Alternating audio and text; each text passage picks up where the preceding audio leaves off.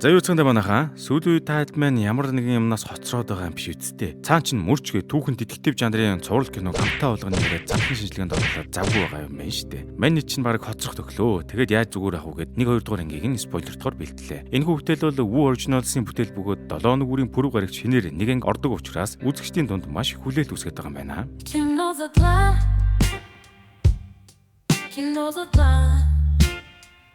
Нэгдүгээр анги. Хүрэл чулуун зүрхтнүүд хүний махан идчихтэнгүүд. Үйл явдал харанхуй ой дундуур морь унсан хэсэг данжаадууд явж байгаа дүрслэр эхлэх ба хаа нэгтгээс өөрсдийн нүүр царайг халахвчсан хэсэг бүлэг хүмүүс тэднийг онлон харахаар зэхэж. Төдөлгөө нэг нэгээр нь харуулж өнөөсөөр сүүлийн данжаадыг барьж толгойг нь тасна. За ингээд үзэг зөлөгтөхөд ойн цорход хүмүүс цуглаад бөөгийн зан үйл болж байна. Бас хэсэг бүлэг морьтой хүмүүс тэнд очих ба өнөөх бөөлжгүй зайранган зогсоогоод тэнгэрийн нэр барьж хүмүүсийн итгэл үнэмшлийг ашиглан дур зоргоороо аашилж болохгүй хэрэг тарьж байгаа нь хэрэг сэтэрч байгаа тул хариуцлага тооцохоор ирснэ мэдэгнэ. Нөгөө зайранч мөчөөгөө өгсөнгүү. Онгод тэнгэрийн үлийг тэрсэлсэн хүн амьтны мөр мөшгөж уул шагаасан дандаа ойлгохгүй юм хийж явдаг чамайг сайн авах чинь харнаа. Амьд явах хоног чинь доод газарт үрийн цолмон дээд тэнгэрт үдшийн гилан зэрэгцэн гэлтганахад л дуусна гэд нөгөө бүлийн ахлагчийг чиглэн учиргүй уран цэцэн үг бүхий хараалж чаддаг уншиж эхлэх нь тэр. Өнөө мөр мөшгчтийн ахлагчийн маань ар гэрийн амьдралын тухайд 90 цент хүрсэн нэг хүүтэй бөгөөд хүүгийнх нь ихнэр авах цагж болж ихнэр нь түүнийг нэг л их төрийн түмний асуудал шийдсэн завгүй хүн ганц үгээ өрх тусгаарлахтан зориулж гэрийн моч болов үүрсэнгүүгээд л үглэн. За ингээд энэхүү тоглоомчийн маань нэрийг Дамдин гэх ба түүнийг зүглэж ирэх хүмүүс нь ер нь хөлсөөр мөрдлөг хийх зорилготой ажээ. Мөрч гэдэг нь энэ киноны нэрч мөн бас үүнийг илтгэж байгаа юм байна. Нанзад гэх нэгэн нэр ихэс дээдсийн ярианаас түүний талаар сонссон гэх ба 7 хушууд амнаад ирсэн тул заавал тус болоод өгөөч гэж гуйж байна. Харин Дамдин түүний хэрэг явдлаа тодорхой хэлэхгүй атлаа өчнөн олон сар өдрөөр хамт яваадаг гэж гуйх нь өөрийг нь дорд үзэж байгаа мэт санагдаж байна. Би ахуй амьдралыг шийдэх асуудал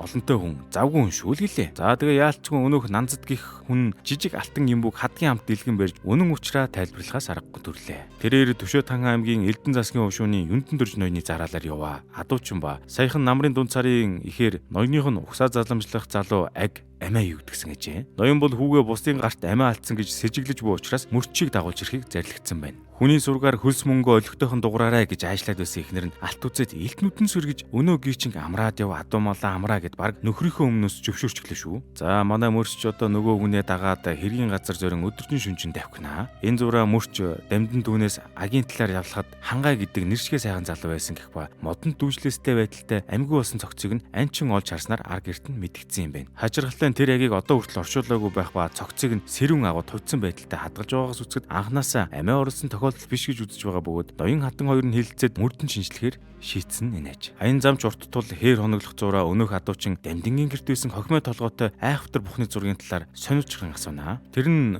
дүртэд давг хэмээх хос бурхан байх ба урд төрөлдөө айхвтар хоёр хулгайч байгаад бурхан багшид гисгээгдэж махан бие хүртэл өргөсөн ба тэр цагаас хойш тэд хулгай зэлгийгээс сэргийлэгч тамийн үд цахигч догшин бурхад болсон хэмээн Дамдин тайлбарлав. Үүний дараа Дамдин түүнээс тэдний нутгаар явдаг байсан данжаад хэд хоногоос үзэгдэхээ байсан талаар лавлахад хээр хөдөө явж байгаа чон нохон хоол болсон байлгүй хэмээн тоосончгүй хариулв. Мөн Нанзад адуучнаас ахтай ойр дотн байсан хүний хувьд юунаас олж амиа орлсон болохыг нь асуув. Гэтэл түүнд амиа орлох ямар ч шалтгаан байгаагүй гэх ба угсаа заламжлах хүүгээ алдсан эцэгхийн өө хашууг ярих чинь биш хугацаанд давчуу шийдэх хэрэг учраас таны үүрэг нэлээд хүндрэх багтаа хэмээн Нанзад түнд нэгийг сануулна. Үр залгах аг өр нөхөх данжаад мөргүү ирээд мүлжүүргүй идчихэн гэж юу аах вэ? Ямар ч салхи бишээ хэмээн Дамдин бодлогошорсоор унтахтаа зэгтэл атуу үргэх чимээ гарч тэднийг ч мөн далдуур багтаа итгээд даган ажиглаж өгн харагдана. Хээр эргэр хийж хицээр дээр хийсээр олон хоног хонсон мань хоёр маань зорьсон нутгийн хил рүү тунд өгсөн байх ба зам зуураа агийн хүрийг ижирч муутахаас өмнө шалхахаар агуун зүг яарвчлана. Амиа оруулсан газар болох мод дуулыг аж хаваас энэ дотор нь юу болж мэдхээр санагданаа. Ингээд мөр мөшгөх биш таавар таах ажил болох нэмэн санаашрав. За тэгээд л хэргийн газар очисон хүнд мод чулуу шороогод бүгдийг нь үнэрлэн шинжиж байр байдлыг нь уншиж төсөөлж таамаглахыг хичээжээ. Тэгтэл мань хүн эмхтэй үний шүр сувдан чимэглэхээ даруулах шороон дарагдан хэвтэн байсныг олоод сэмээрхэн аваад нуучлаа. Тиймхүү агуун зүг мордцгов. Адуучин Нанзад хэлж байгаа. Лам хэлэхдээ агийг энэ ууланда хар чонын дүрээр оршин байгаа хэмээн айлцсан. Оршуулаагүй болохоор аргагүй үсттэй гэж хэлээд амжив. Дамдин гэрэлтүүлэг болгон бамбар асаагаад агуу руу яваад орлоо. Цогцны дүр төрх тиймхийн аргагүй хачин жигтэй болж хувирсан байх ба Дамдин шинжилж хумс арснаас нь дээж аваад чухам. Юндан дорж ноёны биеийн байдал сайнгүй болтой. Залуу хатны хамтаар суух ба холоос ирж байгаа байгаа гижинтэйгээ уулзаад хүүгийнхээ оршуулгыг үйлчгүүл төвшөө тан аймаг руу яаралтай ажиллаар явах санаатай байгаа ажээ. Ноёны гэрлөө орохын өмнө адуучин залуу дамжинд ингэж хэлж байгаа. Ажлын хөлсийг ноён өөрөө танд тусдан төлөх ёстой. Таны гэрт гардуулсан алтны хувьд тэрийг өөр хүн өгсөн. Дараа нь учир нь олдно биз. Таныг хэрэг мөрдгөөр ирж байгаа гэж мэдэх хүн энд бараг байхгүй. Та энтхийн думаагийн хөгшин дээр ирж байгаа холын садан гэж хэлээрэ. Хэмээн сануулв. Энэ адуучин ч одоо учир өвтөлөг дүүрэн хүн юм да. Газар дөхөх тусам л учир нь олдохгүй юмнууд дуулгах юм. Мөрч дамдин энэ байдалд нь ихэд дундуудсан харагдана. Ингээд хатантангуй цаагуураал нэг далд цанаа агуулсан янзтай үзэгдээд байгаа. Энэ бүхний цаана ямар гिचийн нууц байгаа юм бол доо хөөрхий. Тэднийг ирэхэд дулмаа хөгшин угтан авч гэрээ зааж өгөн буудлуулва. Дулмаа хөгшин бол ноёныг газар дээрх ганц цагийг өөрийн хүүшиг өсгсөн ээжчгэн хүн байх ажээ. Хамгийн сүүлд агтай уулзахад ямар хөө байр байдалтай байсан талаар асуухад Доншуур Данжаадыг ирээд явсан тэр нэгэн өдөр байсан ба Данжаадын захыг мушгаад зодох шахамт таарамжгүй харьцаж байсан. Тэгээд агийг сайлуулахад тусалгаж арай ихэн салгасан. Харин залуу хатантан Данжаадыг явахаас өмнө дуудаж уулзсан байна. Үд чинь аг яарч орж ирээд аяны хүнс богцлоод гарсан гих ба сэтгэл нь нилээн хөөрсөн. Равдангайх руу явна. Ирчүүдийн явдалт бол илүү хэлж чадахгүйгээд үнсүүлээд гарсан гинэ. Аг одоо сүүлийн үед жаахан өөр болсон ба Равдангийн охинтой учиртай болоод байсан тул одоо залуу хүнд сайныг өрөөгд үлдсэн болтой энэ хөгшин. Ийхүү хуучилж байтал адуучин залуу ихнэр орж ирээд ноёнтон дамдинтай ил галын дэргэд уулзахар усныг дуулгав. Ноён өөрийн аг хүүгээ амнасаа хорлох хүн биш тул учир явдлыг олж өг гээд гуйханж гуйж байна. Дамдин ч одоо туршлагатай мөрч тул учир явдлыг нин угу тодорхой хэлж байж хэрэгэ бүтээх боломжтой гэ тэр өдрийн агийн хэрэг зорилго сэтгэл санаа хаашаа юу ихээр явсныг баттган асуудал. Ан ав хийн гээд буу шийдэн болоод гарсан гээд өнөөхнөгийн хээвнэг хэлхэн тэр. Думаа хөгшний ярианаас зөрөөд байгаа тул дамдин ч ундууцаж та хүүтэйгээ хамт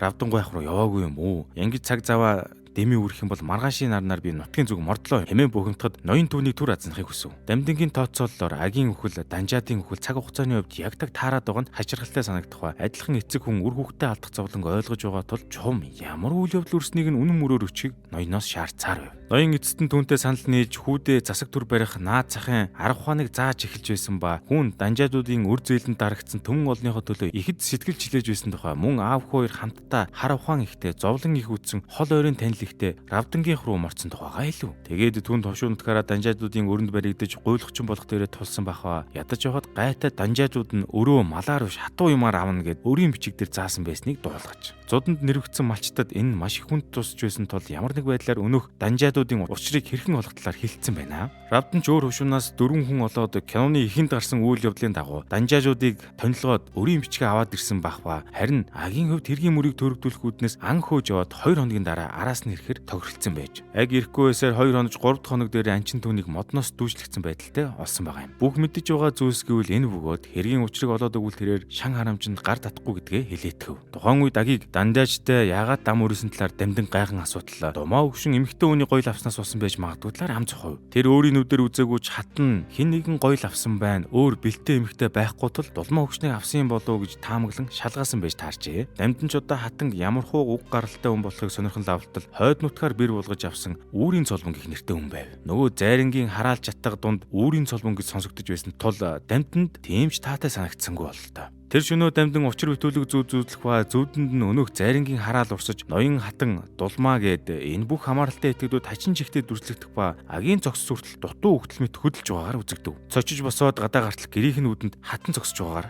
1-р анги төгснө.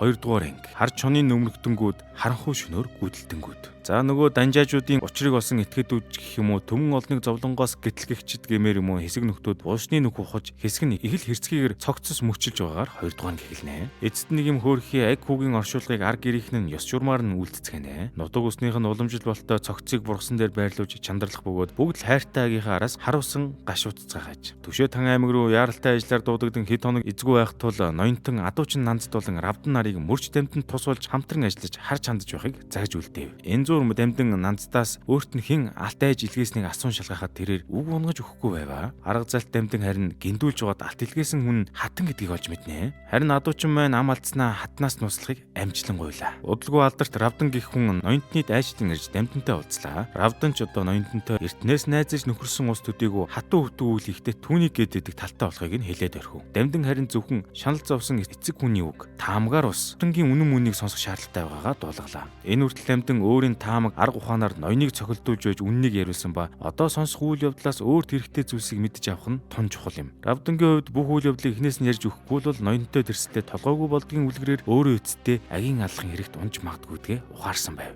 Хэрэг явдлыг ухаж түнхвөөс анх эхлээд нилээд эрэл сурал байж нөгөө мөнгөний төлөө юу ч хийхээс буцахгүй хүмүүсийг олж бие биендээ танигдахгүй байх үднэс баг өмсгөхөөр тохиролцсон байв. Тэгээд Данжаадыг олж отож дайраад хэрэг явдал ч хурдан болоод дуусч. Харин Агийн хувьд эхэндээ их сэтгэл хөдлөлтөй байсан ба Европсын гимээр ч юм уу далдын хүчинд автсан мэт нүдэн гилцаад аимшигтай харагдаж байжээ. Дамдын түүнийг ухаан самруулагч өвс хэрэглэсэн эсийг асуухад тэр талаар сайн мэдгүй хариу ав. Аг Равдан хоёр хэргийн газараас холдоод нутаг буцан явж байжээ. Замд явж байхдаа өрийн бичгээ олж авсан хэрнээ Аг нэг л сулбар байсан ба түүнийг төрүүлээд явж бай 2 хоног дархан ууланд тэнвэрчилж байгаад сэтгэл санаагаа уужрахаар араас нь очив хэмээн үлдэж хоцорсон байна. Яг үнэндээ Равдан өөрийгөө Агийг үгүй ч гэсэн гэх буюу тэр үед л түүнийг ганцаараа ингэ орхих хэрэггүй байсан юм хэмээн харамсан ярина. Нийл гамтнаар өөрсдийнхөө өрийг устгуулж айхтар хэрэг явуулдаг ноён ч гэж ноён. Тэрийг нь гүйцэтгүүлэхээр явж байдаг Равдан ч гэж Равдан юм да. Аг уг нь Равдангийн охин сэтгэлдээ байсан ба тэр шөнө аавтайгаа ирэхэд бэрг ухаар ирлээ гэж их горцсон ажээ. За тэгээд айхтар хэрэгээс буцаж ирээ тэрээр ноён дайлтгахдаа Данжаадын багт байсан хүмүүсийг цөмийг нь цааш хариулж Данжаадыг ор мөргөө халгуулсан хэмээн хэлсэн байна. Тухайн үед өөрийн бага бүрдүүлэхдээ Равдан хушуу болгоноос нэг хүн олж авсан ч хүн дутаж байсан тул яалтчгүй өөрийн хушууны нэгэн мэрэгэн харваачийг хөлссөн тул түүнийг олж уулзах боломжтой ч бусдынх нь араас явбал амнасаа ч алдаж мэднэ гэд их болгоомжлонгүй хандхаж. Ноёны гэр бүлийн байдлын талаар бол Аг хатан хоёр залуу улсаа. Харин ноён бол хөгшин хүн шүү дээ. Эд ер нь хоорондоо ямар харилцаатай байдаг вэ хэмээн лавлан асуухад Равдан ч өөрийгөө хов живнээс хол байлгадаг хүн тэрийг мэдгүй гэд талгаасангүй.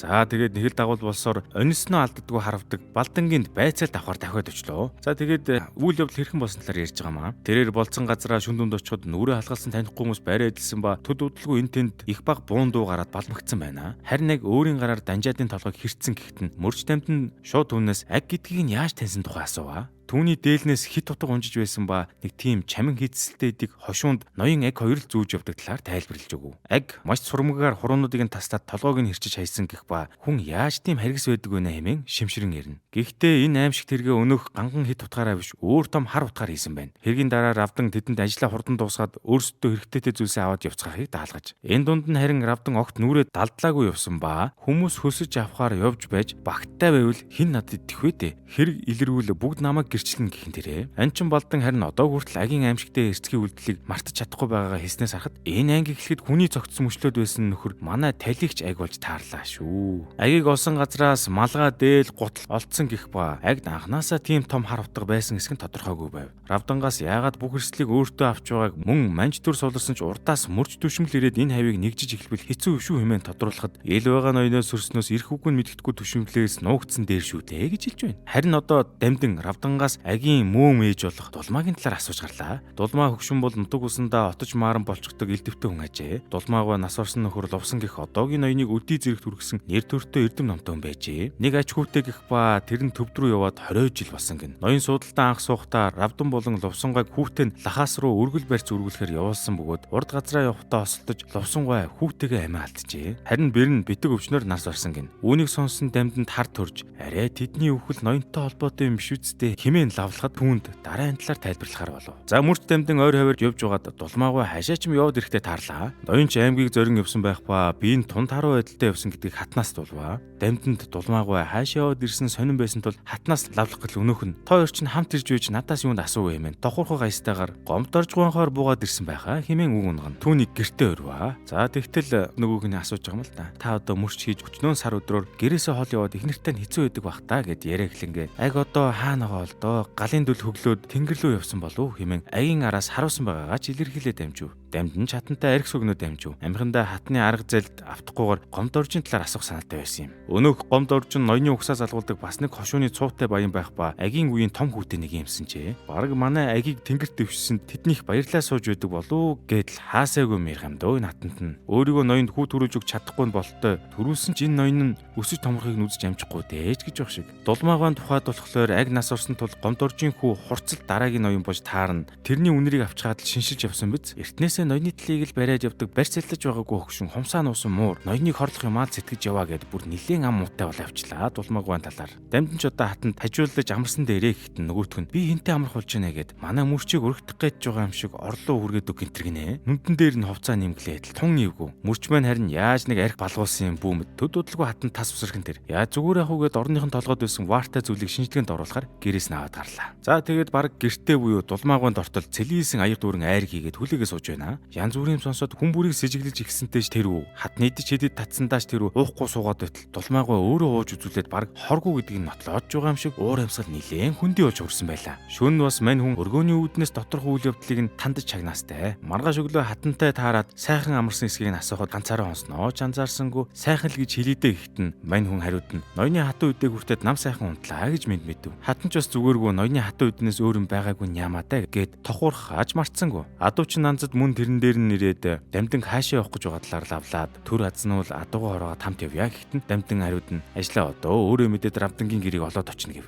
Хатан түүний эрэл хайгуулын ажил явцыг шалгаатал дамдин олигтой хэлчих зүйл байхгүй гэд элдгээр тайлбарлан тэндээс явлаа. Замд явж байтал нэгэн согтуу байрын хүн түүнийг дуудаж саатуулан хаанаас ирсэн хэн болохыг нь шалгаж аваа. Байр байдлаас нь дамдин түүнийг шууд гомдорж байны хүү хурцсмэн тамгалхан тэр. Хэрэг оршуулгын үеэр согтуу биш байсан бол түүнийг таних байсан да гэхэд нөгөө хурц чинь шууд агсарч юу юугүй барьж авах гээд дайрахта дамдингийн хурууны үзэрт унаад яасан ч барахгүйгаа ухаарч ярилцгаар сууцгаав. Өөрийгөө товчхон танилцуулсан болоод найзууд байсан байж магадгүй гэж бодон талигаа чин талаар мэдээлэл авах гэж оролдноо. Агтээ дотн байсан эмэгтэйг мэдхүү тоо хоёр нууцаар хятад тамхи татдаг байсан уу? Ноёныг эзгүүчилж хатантай нуулцныг мэдэн шүү энтергээл барьцаалтууж гарлаа. Нөгөө талд нанц задуучны ихэндэр нь мөрчийг одоо хил ам суулгах чадвар нь тоглоом биш гэдгийг дулмаагаад тоочин суун. За хурцаас дамдин асууж байгаа. Хамгийн сүүлд агтээ хизээ хаана уулцныг нь байцаах ба. Тэрээр ноёны хотонд шинэ хүүсийн данжаад ирсэн гэх сургаар хамаг хүн өр ширнээсээ болоод дулж байхад надад ямар тийм зүйл байх вэ гэд давхиад очсон гэд ярьж гарав. Равдангуйтай тэр өдөр уян дээр таарсан ч мань хүн найр надмаас халгаад морноосооч буулгүй ботсон байлаа. Аг данжаадаас нэг юм авч байгааг харсан ч юу авсныг нь хурц асуугаад аг уурлаад хавтуулаагүй учраа мэдээгүй өнгөрсөн юм байна л да. Тэгээд та агийг хар тамхи татдаг байсан гэж бодоод байх шиг байна. Тэгээд хатан ноён хоёрч данжаадд найрлаад гадуур харагдахгүй завгүй байсан тул тэгсийгээ тэндээс явсан гэж тайлбарлав. Дамтан тэгээд хурцтай ярилцсны дараагаар равдангийн гэрт яваад очлоо. Охиных нь байр байдлыг асуудал нөгөөх нь сэтгэл санааны хувьд тун таар байгаа тул ганцаарангийн тайван байлгаж байгаа талаар олж мэдв. За тэгээд сурсан цангаараа хурцын ярианд үндэслэн равдангаас байцаалт авч тулгалтын агийн тэр үед данжаадаас авсан зүйл юу эснийг асуух гэж оролдов. Ухаан самууруулагч өвс байж болцсгүй юм сэжиглэж байгаагаа хэлж ноёны дараагийн судалт хүүгээ суулгахаар санаархаж байж магадaltaй хэмээн гомд оржинч очиж уулзсан хэмээн зам заалгаад мордлоо мөрдөгч маань. Энэ үед бас хин нэгэн түүнийг дурангаар ажин нууцаар мөрцөөр л байла. Мод руу ороод явж байтал гинт нэг хачин жигтэй чимээнээр морин үрэх ба буун дуу тас хийснээр энэнг өндөрлөлөө. За ингээд та бүхэн маань энэхүү онц сонирхолтой өмөр чимэх олон ангид орон сайхны киноныхаа шинэ ангиудыг бүү оригинал цэснээс хүлээн авч үзээрэй. Дараагийн дугаараар иргэн уулзцгаая.